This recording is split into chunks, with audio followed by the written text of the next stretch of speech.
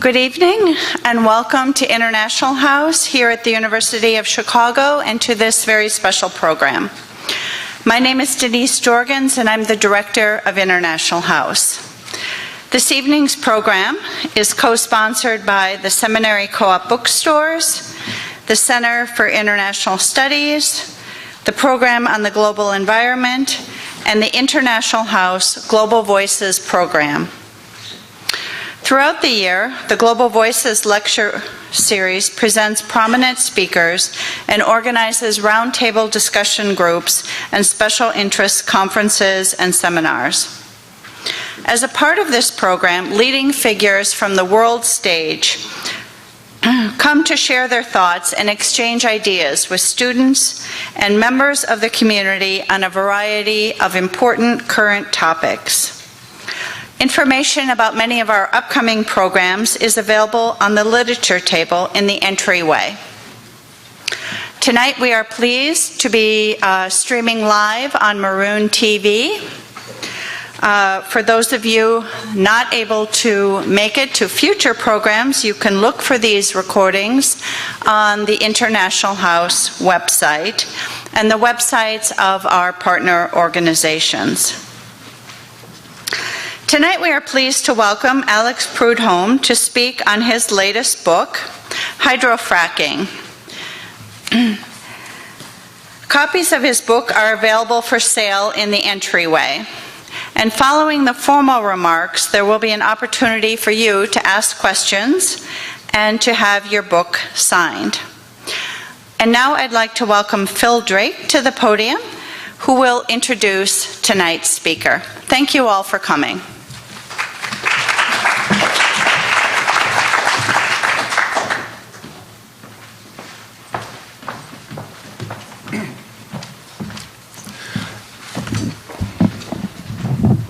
Good evening. My name is Philip Drake. I'm the Center for International Studies lecturer in environmental studies, and I'm pleased to welcome you to the Global Voices Author Night with Alex Prud'homme, titled Hydrofracking: What Everyone Needs to Know. This event is sponsored by the International House Global Voices program and the Center for International Studies Global Energy Series, which is a year-long inquiry into the ecology, science, and politics of energy in the 21st century. Audience members interested in the topic of hydraulic fracturing are encouraged to attend two upcoming Global Energies events. The first is on Thursday, November 14th, with the Center for International Studies hosting a screening of Gasland 2, which is the follow-up to Josh Fox's controversial, award-winning documentary on fracking. Excuse me. The second is on Thursday, January 23rd, features acclaimed fracking researcher and critic, Cornell University's Anthony Ingraffia, who will present a Global Energies distinguished lecture on the myths and realities of fracking. Please visit cis.uchicago.edu/energies for more information on this and other events. Tonight, we are thrilled to welcome Alex Prud'homme, a journalist who has written for the New York Times, The New Yorker, Vanity Fair, and Time. He is also the author of 5 books, including The Ripple Effect, The Fate of Fresh Water in the 21st Century, and the co-writer of Julia Child's best-selling memoir, My Life in France. Prud'homme is a gifted observer with an eye for writing about the compelling ideas and trends that bear significance beyond this moment. This work makes a lasting impact and contributes to debates on key issues facing us all. And his new book, titled Hydrofracking: What Everyone Needs to Know, is available in the back of the room. I want to just reiterate that. And after his presentation, there will be the signature period. But for now, I just want to pass it on directly to Alex Prud'homme. Please join me in welcoming Alex Prud'homme to University of Chicago.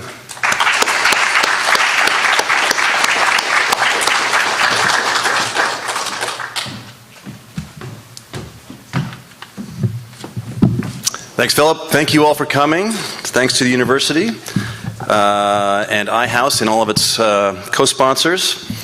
Very glad to see you all out here. I came to this subject through water, and it began in November of 2009. when I attended the first and so far the only public meeting in New York City about hydrofracking.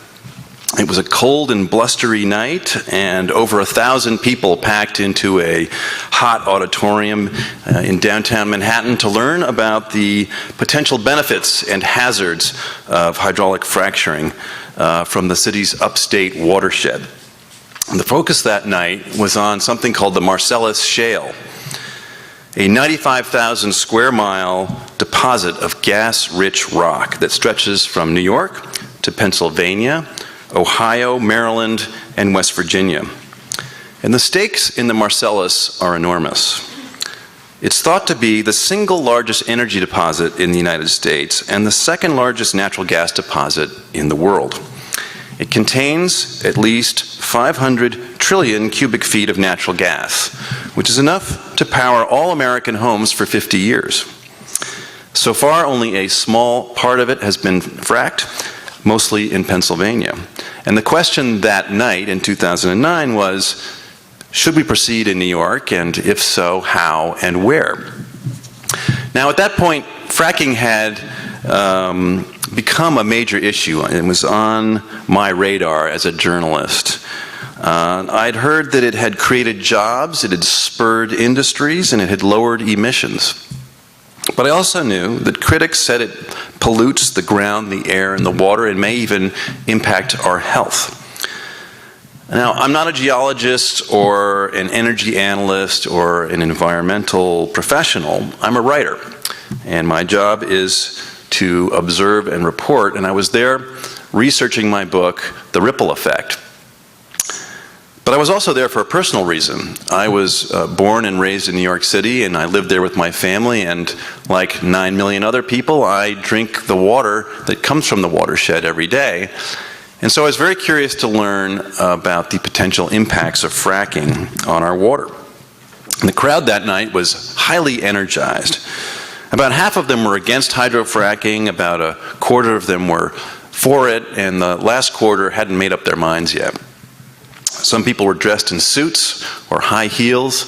Other people wore camouflage or muddy blue jeans. A few people were dressed as mountains or streams or fish and carried signs. There were a few rural New Yorkers there who stood out in that city crowd, and they were feeling defiant about their right to lease their land to drillers and their ability to find jobs in the gas fields should they ever come. But many of the city folk felt that fracking in their carefully protected water supply, which provides some of the best water in the country, if not the world, it was just too risky to frack there. And as the night went on, the rhetoric grew more and more inflammatory. The pro-frackers said that you can either get rich or stay poor, while their opponents said that the choice was between clean wells or flaming tap water. Neither of those statements is accurate, really, and both vastly oversimplify a complex issue. The meeting dragged on a bit, and by the end of it, people were kind of frustrated. And I happened to be walking out the door, and I started talking to a professional woman who had 2 kids, and she said, you know, I came to this meeting looking for answers, but now I'm more confused than ever. Is fracking good or bad? And, you know, she could have been speaking for most Americans that night, because many people have heard of fracking, but not many people understand it. There are not many national figures, but in New York, we're split pretty evenly. 39% are in favor, 43% are against fracking. Some call it an energy revolution or the shale gale. Others refer to it as an environmental nightmare, and they worry about a global frackdown. The Wall Street Journal says that hydrofracking is a matter of economic life or death, while the fractivists like Yoko Ono or the actor Mark Ruffalo note that if New York's watershed is polluted, the city will have to build a $10 billion filtration plant. Governor Cuomo, who has presidential ambitions, really can't win on this issue. Whichever way he goes, he will face a serious political blowback. It's what we New Yorkers call the third rail, a reference to the heart-stopping voltage that runs through our subways. So for now, New York has imposed a moratorium while several environmental studies are being done. And there are drillers who had leased property that are going bankrupt. One of the big ones, Chesapeake Energy, has given up its lease because it's sick and tired of waiting around. And this is starting to happen in other places. In fact, I'm telling you about this argument in my backyard because it mirrors the national debate over fracking. It's split regions and states and communities and families, and I even know some couples who argue over fracking. And the disagreement here in this country foreshadows a global argument as fracking begins to spread abroad. Hydrofracking is a disruptive technology. It's redefining the way we think about energy and use it. And it's becoming one of the most critical economic environmental issues of our day. And therefore, it's something that we all have a stake in, whether we like it or not. So I always tell people it's worth talking about, and indeed it's worth arguing over. But as the crowd in New York demonstrated, there's a great deal of misinformation or lacking of data. There's an excess of hyperbole. There's a great deal of confusion over fracking. So in light of this, it seemed to me a good moment to write a dispassionate primer on hydrofracking. So I wrote this book to explain what fracking is, how it works, where and why it's used, the pros and cons of fracking, and its likely future. So let's start at the beginning. What is hydrofracking? Well, even on this fundamental question, people don't agree. The word means different things to different people, but to the public, fracking has become a catch-all phrase that describes two processes. First, the drilling of a well, and second, the actual hydraulic fracturing, which is injecting water, sand, and chemicals underground to release oil or gas. So how does fracking work?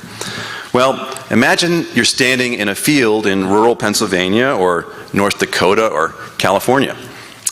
It's quiet, but for the sound of grass swaying in the breeze. In front of you, a large metal derrick rises 4 stories tall. It's surrounded by large tanks, thick hoses, giant pumps, silver tanker trucks, green wastewater pits, and roughnecks in orange hard hats.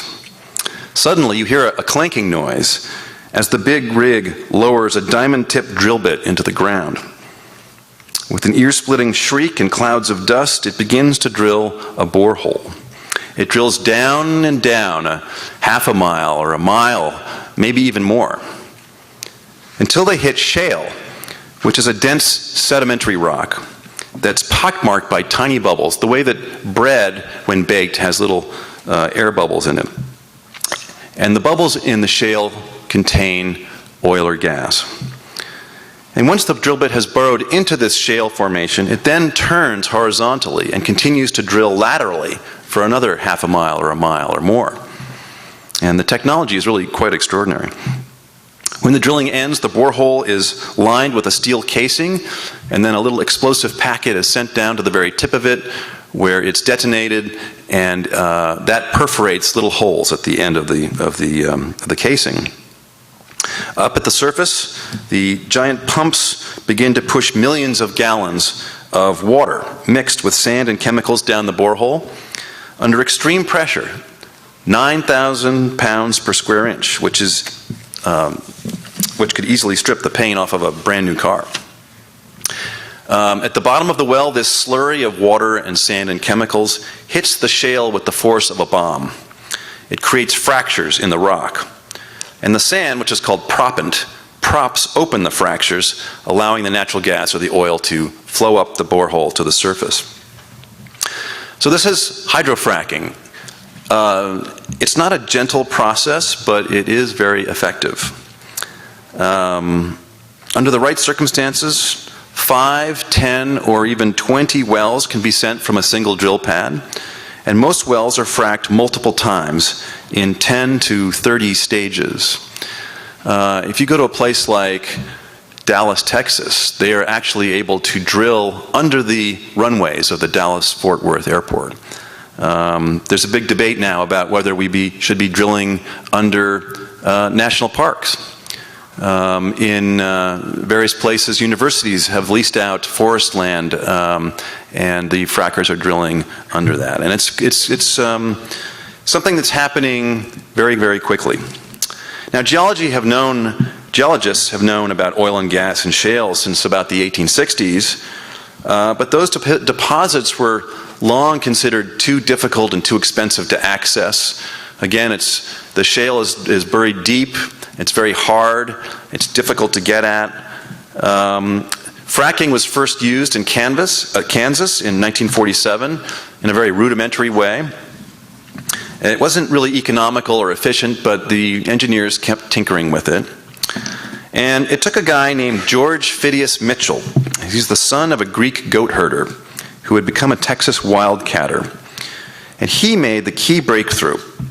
He discovered something called slickwater fracturing, in which a cocktail of chemicals scours out the borehole and helps the fluids flow into the wells. It took him 17 years and $6 million of his own money, and many people were happy to tell him that he was wasting his time. But in 1998, his innovation changed everything. Now, a well that once produced 70 barrels of oil a day and cost $300,000 to frack can produce 700 barrels of oil a day for only $100,000. So this made shale formations economically viable and turned Mitchell into a billionaire. These resource-rich shale formations are called shale plays, and they're scattered across the country. You have the Monterey Shale in California, you have the Bakken Shale in North Dakota, and you have the Fayetteville Shale in Arkansas. At the moment, fracking is only commercialized here in the US and in Canada, but many other nations want a piece of the action. Western Europe alone has some 639 trillion cubic feet of shale gas, which is more than 4 times what's in the Marcellus Shale. And there are large deposits from Australia to Russia to Mexico and even in South Africa. In fact, the US has the 4th largest shale deposit in the world after China, Argentina, and Algeria. Now think about that. Imagine a future when those nations are the new Saudi Arabias, and you begin to understand the enormous potential impact of hydrofracking. Yet as hydrofracking spreads, so does opposition to it. Critics from Pennsylvania to Poland have blocked drilling sites. German beer brewers and California wineries worry about how fracking will impact their water. Towns in Colorado, Michigan, and England have called for a moratorium. States like Vermont and New Jersey have joined nations like Bulgaria and France to ban fracking outright.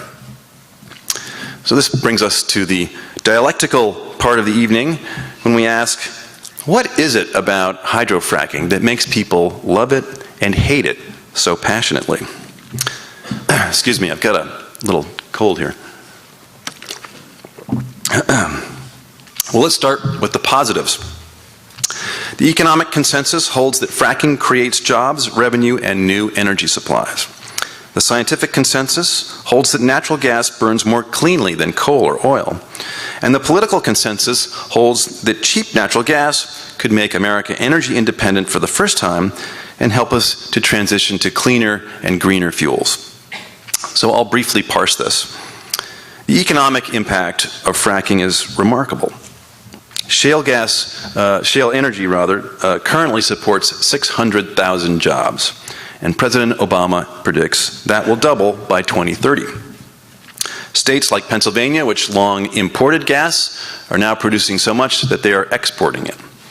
Prices have dropped dramatically. 5 years ago, shale gas cost $13.68 per million BTUs, but with the fracking boom and recession, prices fell 60%. After dipping below $2 last year, prices doubled to $4.04 per MBTU this year and are expected to rise slightly higher next. But at these rates, many hydrofrackers aren't even making any money. And many of them are compelled to keep drilling by use it or lose it clauses in their contracts. So while cheap gas can be bad for some of the drillers, it's been great for industry, which uses around 1/3 of US gas supplies. The shale gale has had a huge impact on trucking, high-tech, glass, steel, and even the making of plastic toys. Petrochemicals are used to make fertilizers, and companies like Dow Chemical, which moved some of its factories offshore a decade or so ago in search of cheaper fuel, are now moving them back and even building new factories here. As for the science, well, coal emits twice the CO2 that gas does and sends toxic metals like mercury into the air. And coal mining is generally more dangerous and environmentally destructive than hydrofracking. While Europe, China, and India are increasingly reliant on coal to generate power, we in the US are going in the opposite direction. Here, cheap gas is supplanting coal. As a result, energy-related emissions were down 3.8% last year, the lowest they've been since 1994, and 12% lower than their peak in 2007. Finally, the political consensus. In America, we love our cars. Cars use 70% of the oil that we consume and produce 30% of our greenhouse gases. For many decades, we've imported much of our oil from the Middle East. OPEC nations produce 40% of the world's oil and have long held tremendous leverage over our gasoline supply, as we learned the hard way during the 1973 oil embargo. But hydrofracking is changing that. U.S. oil production could expand to 15 million barrels a day by 2020, more than double the current rate. This would reduce domestic oil prices and turn the U.S. into an energy exporter. It would reduce OPEC's influence at the pump, it would limit our exposure to Middle Eastern conflicts, and it would allow us to achieve the long-sought goal of energy independence. It's even possible that we'll all be driving compressed natural gas cars in a few years with supply pipes coming right out of our homes. But the greatest promise for shale gas is that it will be a so-called bridge fuel. That is, it will help us to transition from dirty fossil fuels like coal and oil to cleaner renewable energy like wind, solar, geothermal, and hydropower. So, to the energy industry, the shale gale is all good news, and they predict that over 1 million new wells will be fracked around the world by 2035. But environmentalists worry about how fracking affects the air, water, and our health. They believe that the pell-mell rush to frack before we understand its true impact puts short-term profit ahead of long-term safety and is unacceptably risky. As anti-fracking sentiment grows, celebrities have embraced it. The Rolling Stones wail against fracking. The documentary Gasland has generated headlines. Matt Damon made the anti-frack feature Promised Land. My personal favorite is David Letterman, who likes to rant that the greedy energy companies and the lazy EPA have left the public vulnerable to flaming wells and maybe even exploding toilets. Ladies and gentlemen, he says, we're screwed. Well, Dave, how exactly does fracking screw us? Well, the most contentious aspect of hydrofracking is contained in its name. The industry uses 70 to 140 billion gallons of water to frack something like 35,000 wells every year. That represents about 1.5 to 5 million gallons of water per well per year, although some wells use much more, up to about 13 million gallons. So this has already set off water wars in arid states like Colorado and Texas and California. But imagine how such water use will impact dry nations like India or China or Australia, where there's a terrible drought and wildfire right now. And as the climate grows hotter and drier in the future, this will be a major issue. To put those numbers into perspective, however, fracking uses about 0.3% of total U.S. fresh water consumed. Golf courses use slightly more, 0.5%. And agriculture uses 243 times more water than hydrofracking.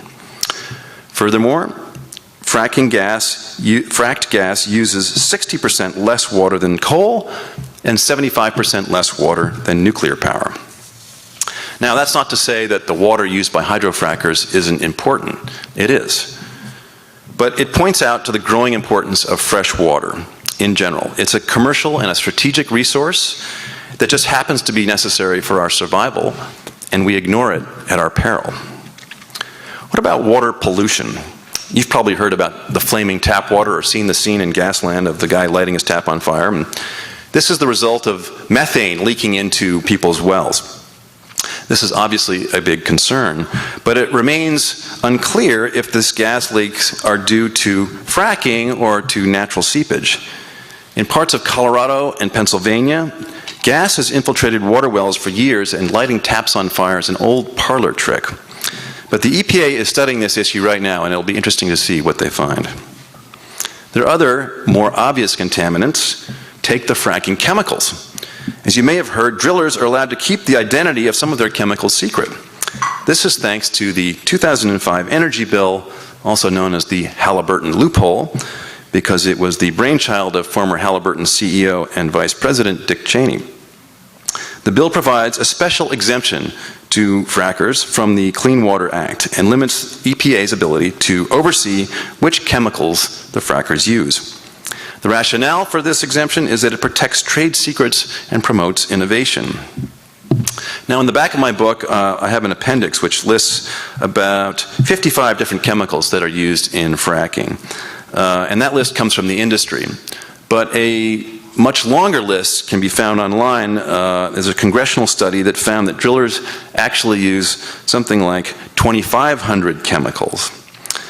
Some drillers only use a few of these chemicals at a time. Others use dozens of them.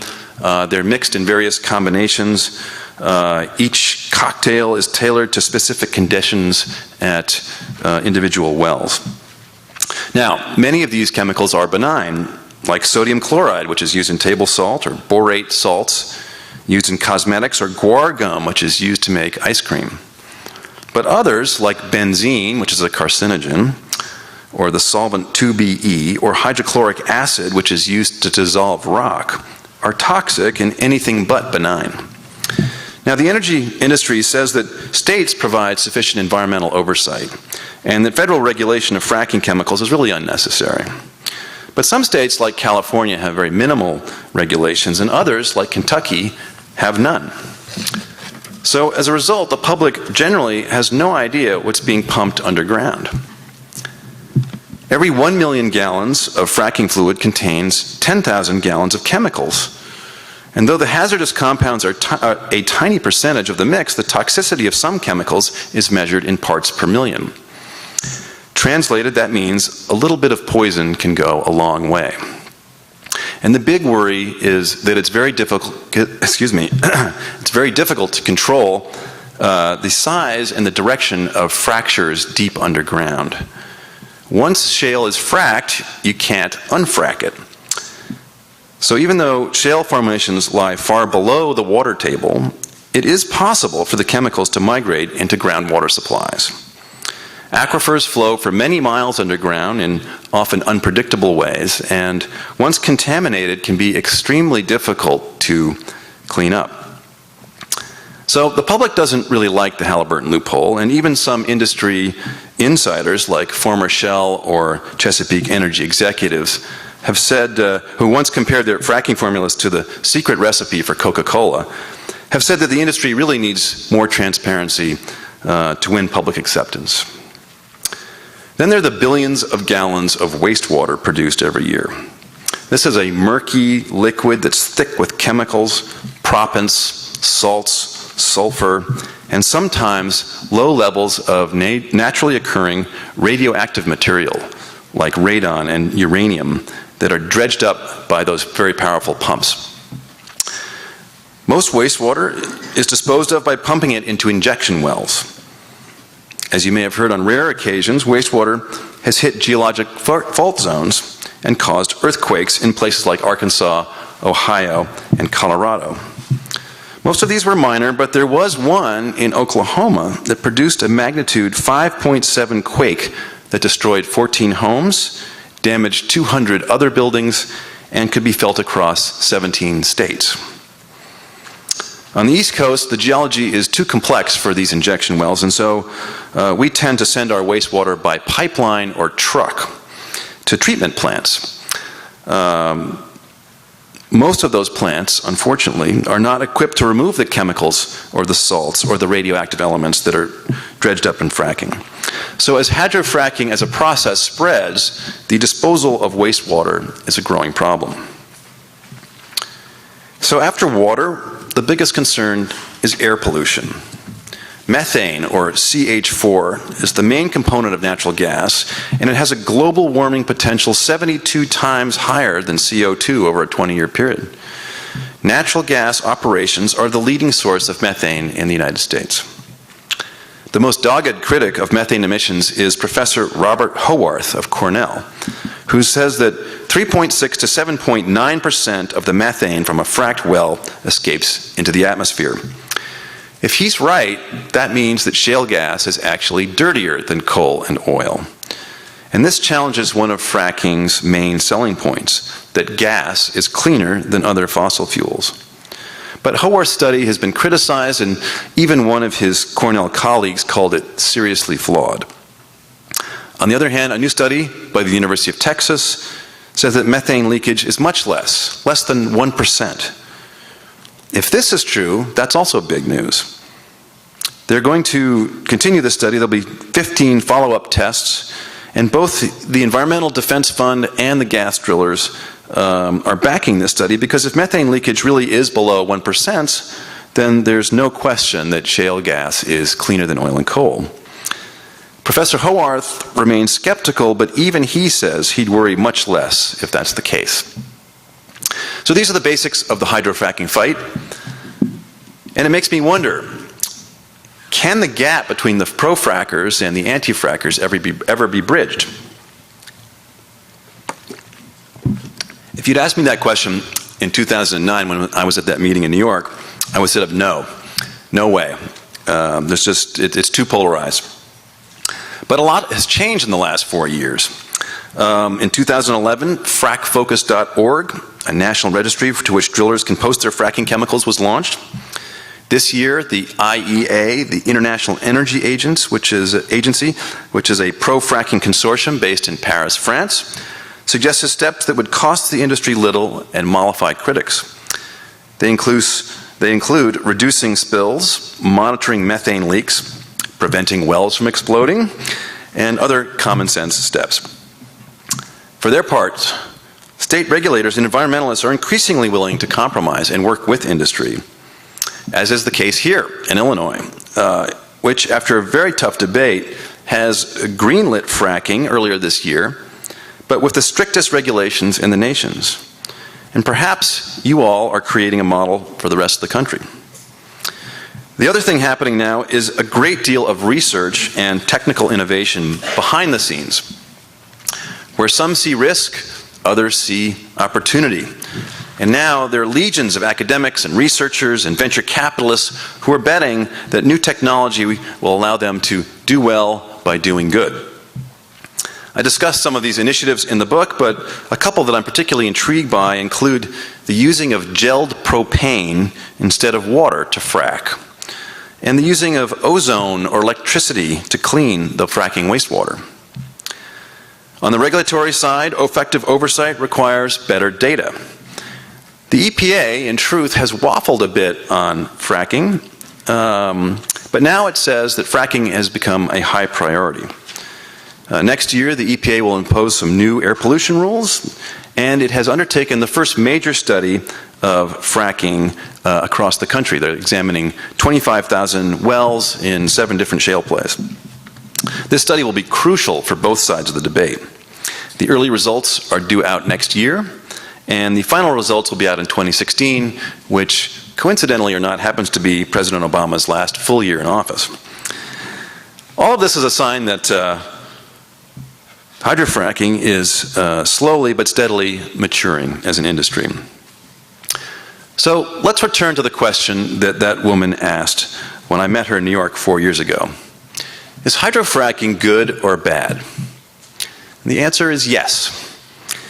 In other words, it's neither all good or all bad. It's a complex equation that's rendered in shades of gray. And when you look back at the history of energy development, this isn't really surprising. From the days when we burned wood and whale oil to the development of coal and oil and gas and nuclear power, there's always been a give and take between energy and environmental concerns. And so it is today. On the one hand, we have increasing energy demand, and on the other hand, we are increasingly aware of the daunting challenges of climate change. So how do we continue to grow and prosper without frying ourselves off the planet? Well, I'm not sure that shale energy is the magic silver bullet, the answer to all of our problems, but I am willing to admit that it could be an important part of the answer. And we'll know a lot more in the next couple years as all of this innovation and research comes to light. Hydrofracking is now in its adolescence. It's growing fast in sometimes ungainly ways, and it presents us with a dilemma. While shale energy is too important to ignore, its health and environmental impacts are too significant to overlook. So the challenge is to learn how to produce the same amount of energy in a cleaner and safer way. I think the next energy revolution will be in so-called renewables, from the sun, wind, water, and geothermal heat. We have the technology, and it is scalable. According to the IEA, solar could provide most of the world's electricity in about 50 years. But as we all know, reducing carbon fuels is as much about political and it is as much a political and economic dilemma as it is an engineering challenge.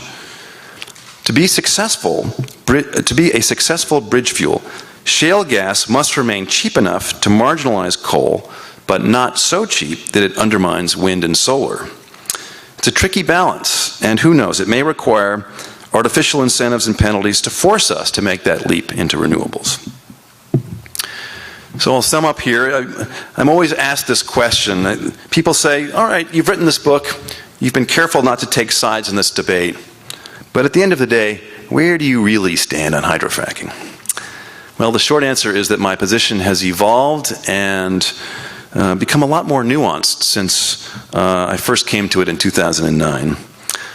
I've come to realize that the gas genie is now out of the bottle and is not likely to go back in anytime soon.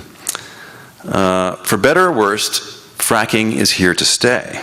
There's simply too much oil and gas and money in play right now to make it go away anytime soon. And it's my hope that gas does burn cleaner than coal and oil, and that fracking could provide a long-term supply of relatively clean fuel that will help us transition to a more sustainable source. But if it's used irresponsibly, if it does not replace fossil fuels and undermines renewables, then the shale gale will be judged a failure. Make no mistake, this is a critical question, and the rest of the world is watching how we use it. With great opportunity comes great responsibility. How will we respond? I look forward to hearing your thoughts on this. Thanks.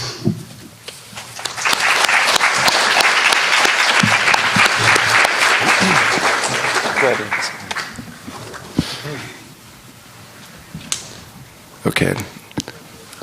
I'm not sure if these microphones are ready, but thank you.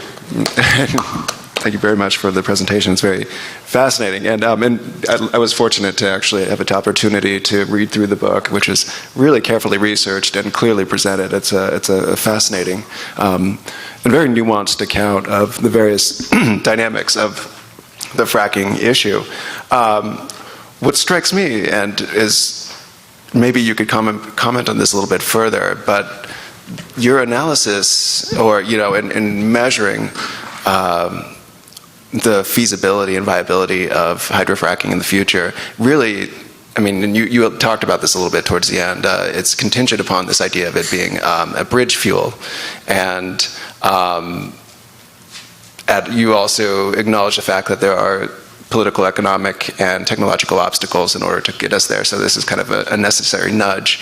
But history oftentimes has proven that when there's kind of sudden new, and you talk about with the problem of trying to keep shale gas, if the prices drop too low, then of course that would definitely prolong the bridging process. But history typically shows that when energy supplies are suddenly expanding, consumption patterns don't typically decrease, and so there's this danger of deferring this bridging process, or even intensifying the difficulties of the bridge if we have to face it 50 years from now, for instance, under much more intense conditions. And I was just wondering if maybe you could speak a little bit more about this bridge fuel idea, because Sure. it's very, very interesting. Yeah, this is the great concern, that at the moment, hydrofracked natural gas is so cheap that it's actually undermining investment in renewables. And it looks as though, I mean, according to the gas industry, we have a 100-year supply of this cheap fuel. 100 years of continued fossil fuel use is a lot. That's why I remain somewhat skeptical about this leading argument that natural gas from fracking is a bridge fuel that will quickly get us to renewables. As we know, things are never that seamless. It's sort of more of a herky-jerky process. I mentioned briefly at the end of my talk that we may need to resort to artificial incentives and penalties to force us to take that leap to the future. There are academics out there who say, we know we could do it really pretty soon. We have the technology. We just lack the investment. One of the physical challenges is to bring renewables online, we have to rework the power grid. It's very expensive. It's very time-consuming. Another issue is that at root, what this is about is limiting emissions and climate change. And there's a Harvard study out there that says that cleaning up our current emissions is actually going to do a lot more than switching over to renewables. It'll happen quicker. It'll be more efficient to do it that way. There have been some challenges to that study, but you know, this is all it's healthy dialogue, I think, and the only way to find the answer is to try and to work it and to hash it out. But it also comes down to us as citizens. We need to not sit back and let the energy industry dictate the terms. We need to put pressure on our legislators. We need to use our voices and our checkbooks and our energy to get out there and make sure that this transition actually happens, because I think what happens is when you have a cheap gas like this, as you imply, inertia sets in, and we just kick back and say, hey, I like this $2 per MBTU gas. I can, you know, look at the emissions decrease. It's been great. And yeah, that's all to the good. But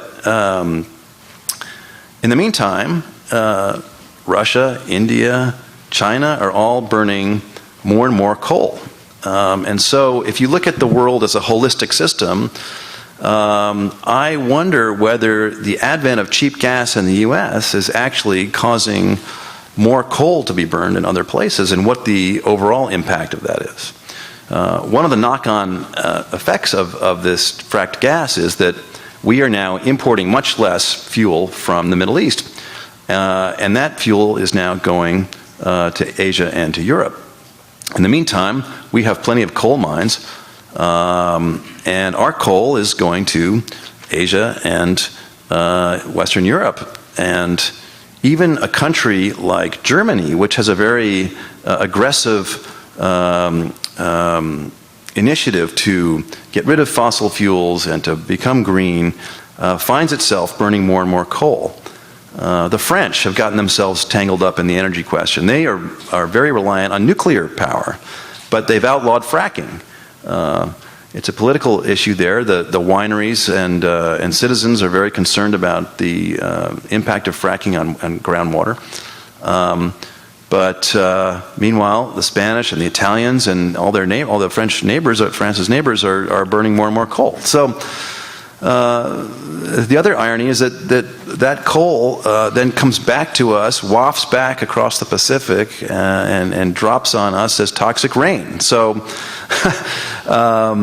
you know, these are complicated issues, and it's a little bit like the butterfly whose wings beat and the current goes around the world. The hydrofracking gains that we've made may have unintended consequences. But the only way we're going to find the answer to these questions is to keep wrestling with them. I have so many questions, but I have the luxury of being able to speak with you before and after. So I would love to turn over the floor to anyone with questions right now. If you would, go ahead and just step up to the mic, and we'll just, whoever is there first, we'll do first come, first serve. Hi, thank you for the talk. I had heard some years ago about a technique of using, I guess, microwaves to use heat to frack instead of chemicals. I don't know, do you know anything about that or where that's... I don't. I've never heard of that, but that's interesting. One of the things I'm doing, I'm doing a number of very different book projects now, but I'm keeping an eye on innovations that are coming over the horizon. And having written on water and being very sensitive to issues around water, I think that this is actually a major opportunity for someone to devise a different medium to use for fracking, where you're accomplishing the same thing, but you're not using as much water, you're not polluting as much water. The thing about the gelled propane that I find so intriguing is propane starts as a gas, it's turned into a gel, it's injected underground just like water, it's used to frack, but deep underground, with the pressure and the heat, it is then turned back into a gas, which is then sucked back up the borehole with the natural gas, is captured, recycled, and used again, and it doesn't produce a lot of wastewater, it doesn't dredge up the radionuclides, and there are all sorts of advantages to it. It hasn't been commercialized yet. I suspect that it's quite technical and it's expensive, but they're testing it in something like 700 different wells in Canada and parts of the US right now. And so that's the kind of thing where, as I mentioned, entrepreneurs and academics are seeing this as an opportunity to do well by doing good. There's a chance for innovation here, and the other thing is this wastewater, which is a big problem. You know, if you can use electrical currents to separate the toxins from the water, then you have that water to use again. So there's a lot of opportunity out there, and in fact, it's a very dynamic time right now. I think literally the next 2 years, you're going to see a huge flowering of information about fracking. So stay tuned. Hi. I get the emails from Governor Quinn, and so I read that we have the most strict fracking regulations in the country, yet he doesn't say specifically what they are and what does it protect? How does it protect the air, the water, etc.? And so I was wondering if you knew. Well, I've read a few articles. The information is out there. One of the really important things that Quinn agreed to was that the hydrofrackers have to disclose the chemicals that they're using. And I mentioned the Halliburton loophole, which has allowed frackers to not disclose that. And they've left the oversight largely to states. So your state has decided to take a hard line on chemical use. And that's a really significant thing. There are lots of other little provisions. There's plenty of information online. I would encourage you all to look it up. This is both in the general press and also in academic articles. There's going to be close monitoring of the fracking. There's going to be a whole reporting system around it. You know, I don't think any regulation is perfect, especially right out of the box, but I was just in California last week talking about this, and what happened in California is there are no regulations, and people just started fracking. Not only were they fracking, they were taking it offshore. Right off of Santa Barbara, there's some old oil wells, and people just took their barges out there and started hydrofracking in the channel without mentioning it to any regulators or anything. And so California is scrambling to catch up. They really got caught flat-footed. And at my talk that night happened to be a guy from the EPA.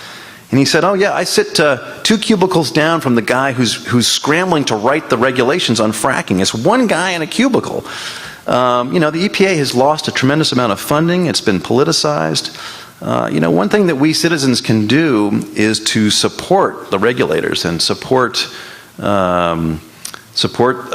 state initiatives. I mean, I think that from my understanding, the fight that went on here is something that's being repeated elsewhere, but it really divided the environmental community between groups who felt that we ought to take a hard line and ban or put a temporary moratorium on fracking and just stop it cold in its tracks. And then the other side, environmentalists who felt, well, that's not realistic. With no regulations, people have already started fracking. They're going to keep doing it. We'd better get some regulations in there while we can, and they better be the toughest ones we can possibly manage that are politically feasible. And I guess at the end of the day, I understand both sides, and I sympathize with both sides. But at the end of the day, my pragmatic brain tells me that it's better to have the toughest regulations in the country than none. Because the energy industry is very aggressive, and their mandate is to make a profit. And so if we can force them to come to the table and to bargain and to open up about what chemicals they're using and how much air pollution there is and agree to monitoring, that's a great first step, and it really could open the doors for future, even more tougher regulations. Yes. My name is Dr. Laura Chamberlain, and I was in on the phone calls with the industry initially here in Illinois, and we were for the moratorium on fracking. Do you really want to know about the regulations here? Sure. It's a lie that they're strict. They are the strict in the nation just because there's none in this nation. Obviously, Vermont and New York are leading the way here in the U.S. So I've read the regulation bill many, many times. There's huge holes. They're still going to allow fracking 500 feet from a home, hospital, or school, 500 feet. The University of Colorado has shown that within 2,500 feet, people are getting sick of any well. So it's usually the air pollution that hits first, and that's the benzene and the volatile organic compounds. So 500 feet from a school, 300 feet from surface water. That's, New York threw out a bill that was looking at 4,000 feet from surface water. So we've got 300 feet. It's just a fig leaf. It's a fig leaf of regulations. The industry put a little loophole in our regulations where the radioactivity is very, very significant. And some of the wastewater that's coming up in Pennsylvania is 3,000 to 5,000 times background. The allowable legal limit for radium-226, which is the primary element, is 5 picocuries per liter and 5 picocuries per gram. And some of this stuff is coming up 15,000, 18,000 picocuries. So it's very seriously radioactive. This is what's getting the workers sick too. And there's plenty of workers in Pennsylvania that are getting sick. And so the industry here in Illinois wrote a little loophole in our bill. So they're going to monitor for the radioactivity, but only in the flowback. So only in the first 7-10 days when the water hasn't been down there long enough to absorb the water-soluble radium. And they're not going to monitor at all the produced water. So they're going to be trucking around and possibly spreading around active brine on our roads here in Illinois. So right there, that's real protective, okay? The radioactivity is really, really serious about fracking. And this is just the thing that just cuts it down. The earthquakes are still going on in Oklahoma, by the way, in Prague, okay? It just cuts it down to the quick. There's no way we can continue to spread radioactivity. There's streams in Pennsylvania that are radioactive now because the wastewater went to the waste treatment centers, and then they can't handle the radioactivity, so the creeks are getting radioactive. This is nuts. And I want to let you know that MIT did a study on whether or not fracking was ultimately in our best interest as far as keeping the renewables from coming on board. And they came out against fracking because they thought the overall pressure would be against renewables, such as the third largest solar producer in Germany had to cut production recently because they said the fracking boom is affecting their sales. So overall, there is no question. I've studied it now very seriously. There's no question. We do not want a bridge to nowhere. We want our renewable energy future now. And by the way, the gas prices in Midwest are going up 13% this year. Okay, thank you. Actually, that raises an interesting issue that I kind of want to connect with, some of the stuff that you speak about in your book, which is, I mean, it is one thing to establish regulations and pass the laws, and it is not uniform, which really complicates things. But what level of transparency is available? Because in your book, you do mention that there are new moves being made to open up access to wells for measurements from the EPA and whatnot. Do you get a sense that this is actually meaningful and significant, or is it more kind of the pageantry? Let's put it this way. It's a patchwork. First of all, there is no national set of laws governing fracking. It's a real hodgepodge. As I said, some states, like Pennsylvania, have pretty well-developed laws and regulations. Others have none at all. And that's a loophole you could drive a hydrofracking truck right through, In terms of transparency, again, it's a case-by-case basis. There is a movement within the industry. We were talking about a minute ago how fracking has split the environmental community. Well, it's also split the energy industry. There are an increasing number of people in the energy industry who think that they have mishandled the sort of public relations, if you will, of this debate, and that by hiding behind the Halliburton loophole and being secret and not informing the public and not having transparency, it actually works against them. And I agree with that. For them to deny, there's some guys in the fracking industry who say that there's no proof that fracking has ever polluted water. Well, that's just nonsense. And at the same time, I have friends who say, well, fracking always pollutes water. Well, that's not exactly true either. It's this polarizing debate that I think scares a lot of the public away from it. Instead of having an informed discussion. The transparency is something that I think that as the public becomes more and more educated, we're going to demand. To not know what these energy companies are pumping underground at high pressure, I don't see that as sustainable.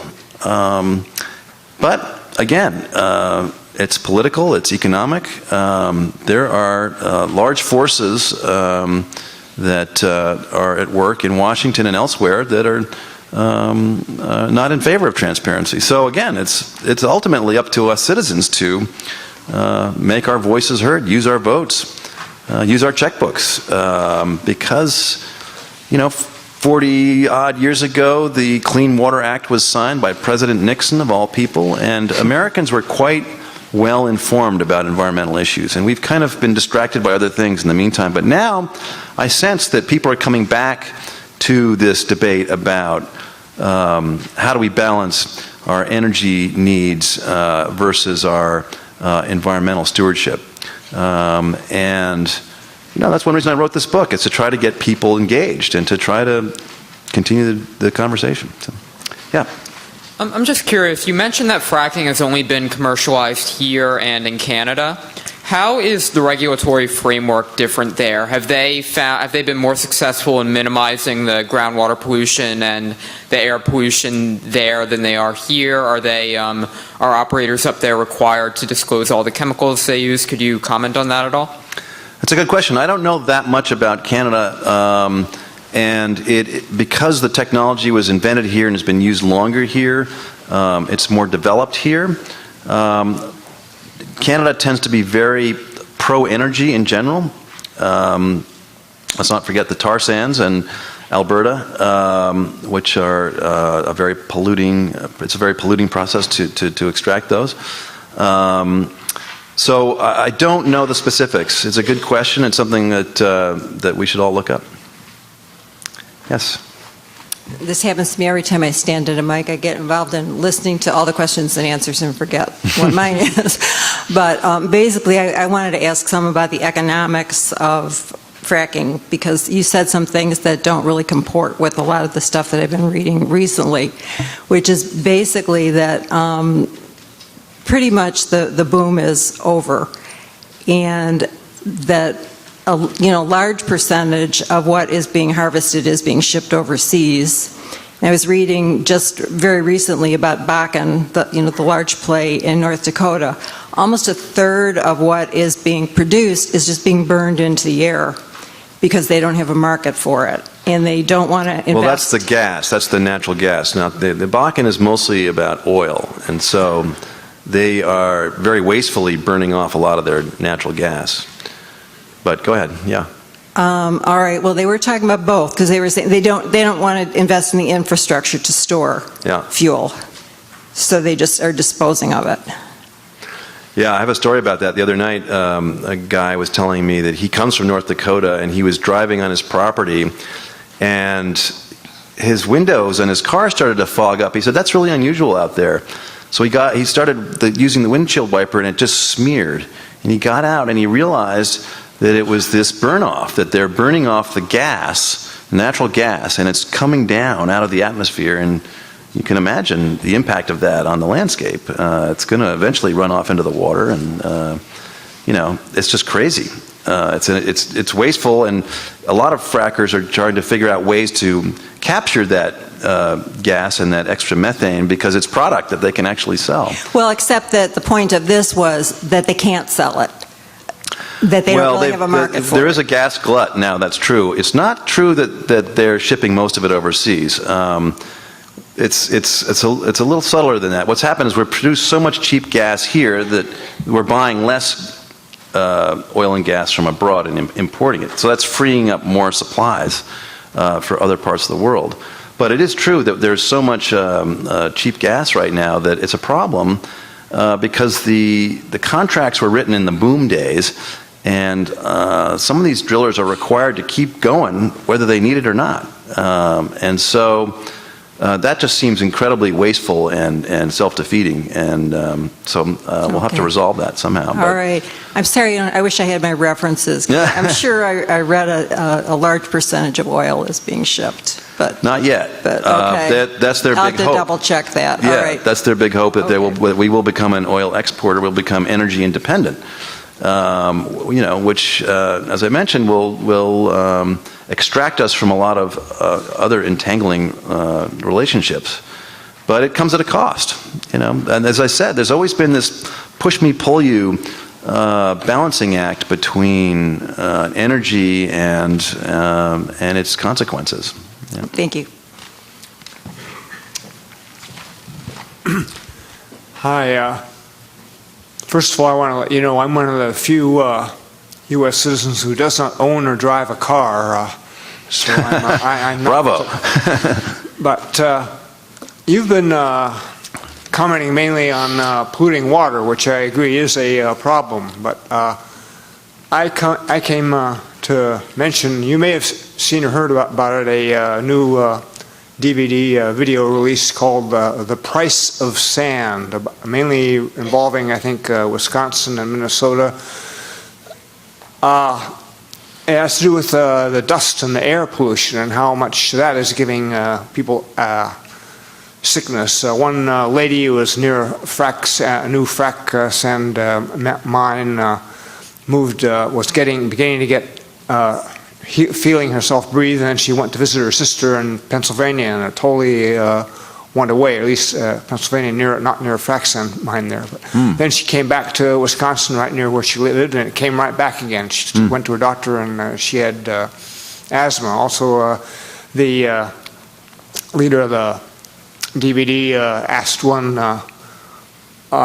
medical quote expert who was spinning, obviously, the industry thing: is frack sand harmful to people? Who say no, it's nice, smooth, rounded edges. It's we've been breathing dust for centuries. It's perfectly harmless. But then he went to someone else at the University of Wisconsin, and they said, true, the sand you find out in the natural world has been rounded like that and is relatively harmless, and we have been breathing dust for ages. But the stuff that they newly frack, where they blast it up and has new and jagged edges, has not only those edges that dig into us, but they create many more chemical reactions and really are harmful for people. So I just want to mainly mention that air pollution is also a problem. Another thing they mentioned here is the way these companies are taking advantage of all the deregulation and buying up things and really throwing the rural communities against each other and tearing them apart, and that's vividly illustrated in this. Yeah, what was the name of the documentary? The Price of Sand. Okay, I have not heard of it, but that sounds really interesting. Yeah, thanks for that.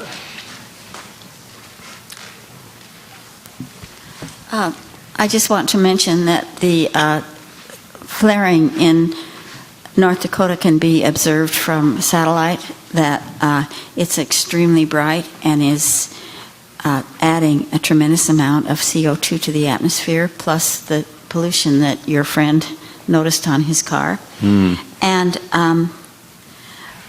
there are something like 1,500 sand mines in Wisconsin. Now, I used to go to Wisconsin to see the results of the glacial age, and there's a big tourism industry there.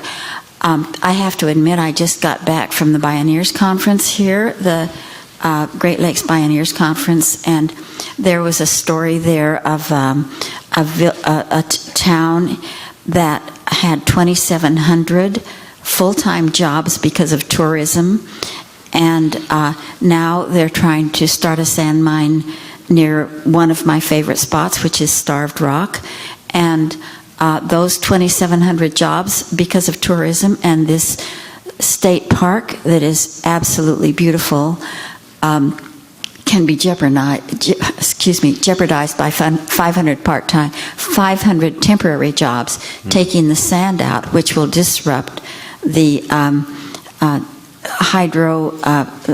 the water circulation through Starved Rock, and could jeopardize 2,700 full-time jobs year-round, or that support people for a temporary windfall. But that is what I wanted to talk about, is local control. So many people have found that their own land does not belong to them, and that the land that they grew up on, or that they raised their families on, or that their parents and grandparents farmed for generations, they do not own the mineral rights, and frackers can come in and take over their land and build these fracking pads. And there's a picture online of a little town where 2,000 trucks a day come through the town. The number of trucks to bring in the fracking equipment, then to bring in the water, and then to take out the fracking equipment when the well is dead, completely disrupts the way of life of people in rural areas sometimes. And the last thing I wanted to say is that my grandparents came from Scotland, and I don't know what their background was, but I was in Glasgow, and we went under a bridge called the Highlanders Umbrella, and that means Highlanders Umbrella. If you're Scottish, you say it Highlanders. And this was a bridge where the people whose lands had been enclosed and they had been basically kicked off their land had to come. They were completely poor. They would go under the bridge to get away from the rain. And the people are still there. I saw them in an open field picking through garbage. The enclosures were a system for depriving the Highlanders of their clan rights and the right to their clan lands. And this problem of taking over other people's land is as old as greed. Well, thank you. You brought up a couple interesting points. The first, on the sand, one of the innovations that's coming over the horizon is they're developing ceramic proppant rather than natural sand. And I don't know what the health impacts of that are, but this is interesting that that people are so concerned about the impact on lungs. Second thing is the social impact that you just mentioned, which is something that people don't think about very often, but when you think about a small town in, say, rural North Dakota, where people have been scraping out a living for years, and suddenly the frackers show up and they offer you thousands of dollars to drill on your land, for some people that's a huge godsend. But then what happens is, essentially, the circus comes to town. As our questioner was just saying, these giant trucks show up with big equipment, 1,000 people maybe. They very intensely, they work 24/7 with bright lights, and there's tremendous noise and dust, and these big wastewater pits, and there's pipes everywhere, and it's kind of this invasion that happens. And then, once the well has been fracked and the gas is flowing, they pull out and they leave town and they go to the next place. And what's left is a compressor and pumping station that is extracting the gas. And there's a few people left to keep an eye on things. But imagine the social impact of having this group of mostly young, well-paid men who come in. Suddenly you can't find a hotel room for 100 miles. There's 500 guys for every one woman in the local bar. There's nothing left on the grocery store shelves. There's trucks rumbling through town, and all the attendant kind of social impacts of that. And it really brings to mind the gold rush, of the 19th century. And it's a little bit like that. And certainly there are people who are being made rich overnight, but there are also people who are being disenfranchised. And so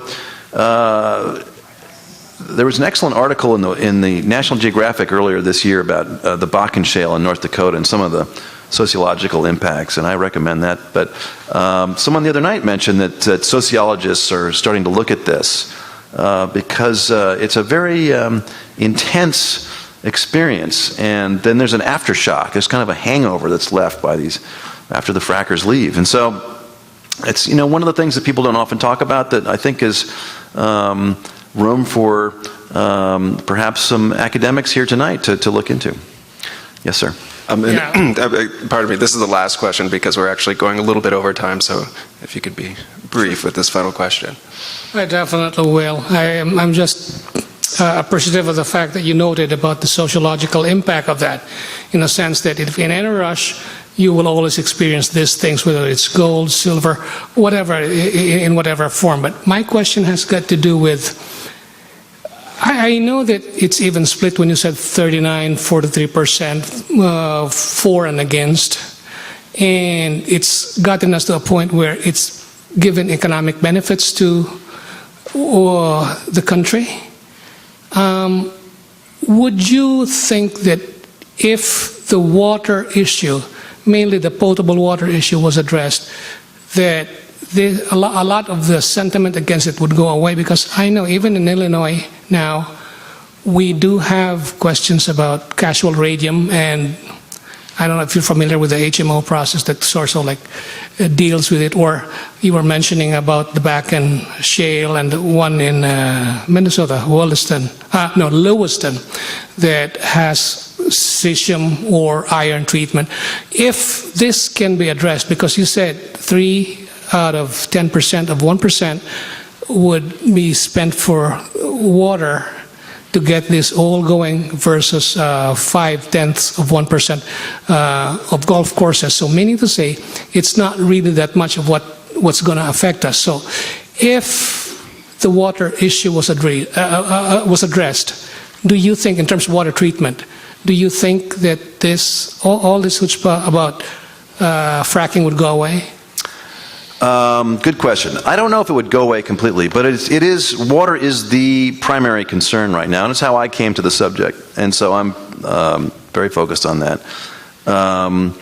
But it certainly would help demystify things, and it would, I think, put people more at ease if in fact the industry could prove that they're not polluting. And there's two issues with water. The first is water quality, that means pollution, but there's also water quantity. And in this age of global warming, that's going to become a really big issue. Yes, I think water needs to be addressed, and the EPA is addressing it. As I mentioned, they're doing this big study right now.